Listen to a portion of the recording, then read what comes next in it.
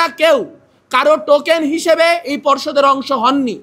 তারা প্রত্যেকে তাদের নিজ নিজ এজেন্সিতে তাদের নিজ নিজ বিবেচনার অনুযায়ী এমন একটি পর্ষদ গঠন করতে আমাদেরকে সাহায্য করেছেন, যেই পর্ষদটি প্রকৃতপক্ষেই এই ক্যাম্পাসে যে লিঙ্গ বৈষম্য, এই ক্যাম্পাসে যে নারীদের উপর নিপীড়ন, তার বিরুদ্ধে বলিষ্ঠ ভূমিকা রাখতে সক্ষম।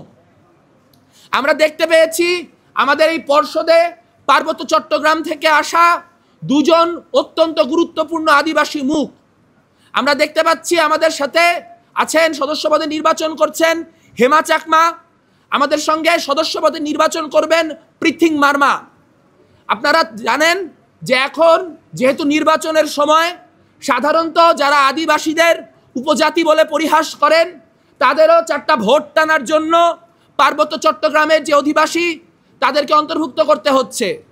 কিন্তু পৃথিং মার্মা বলেন, লিটন ত্রিপুরা বলেন বা হেমা চাকমা বলেন, আমরা স্পষ্ট করে বলতে চাই আমরা তাদেরকে কোনো টোকেন হিসেবে এখানে রাখি নাই।